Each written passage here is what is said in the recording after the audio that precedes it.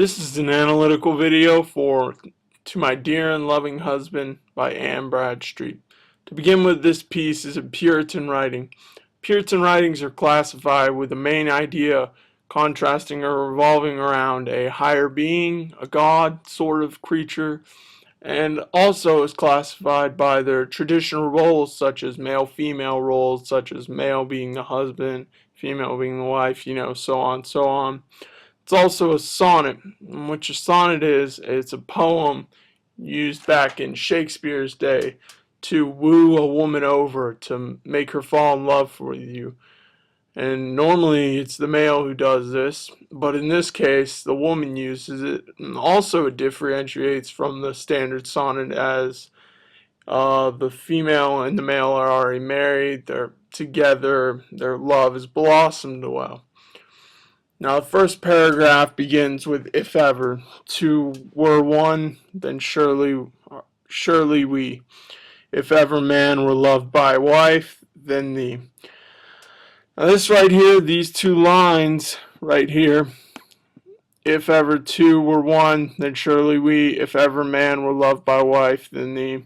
These two lines show parallel structure in that if ever, if ever. Now also, at the end of this, if ever wife was happy in a man, compared with me, ye women, if you can. This is a declared challenge to all women from the author about their marriages, how they compare their marriages to the love of their marriage. In the next paragraph, she compares, I prize thy love more than whole mines of gold, or all the riches that the east doth hold. In this paragraph, she compares her love to the power, to greatness of the world, worldly ideas, in which is not usually common known in Puritan writing.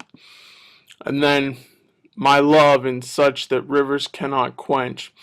This preludes to the idea of most civilizations in the early world.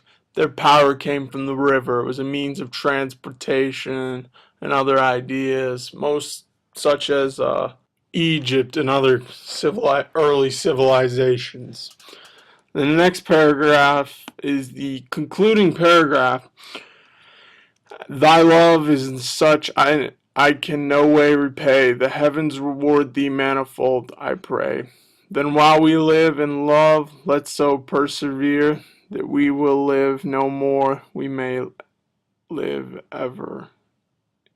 Now this paragraph, these two lines here, she believes that her love she's not good enough for the love that she's given, that she doesn't deserve it, but she accepts it, and she's glad that she has it, and that she will be rewarded in heaven the same love that they have that will transpire into the next life.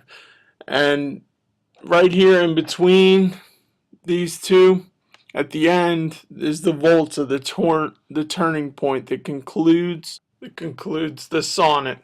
And this is the end of my explanation, analyzation, any one of those you want to use. It's the end of my analyzation of To My Dear and Loving Husband by Bradstreet.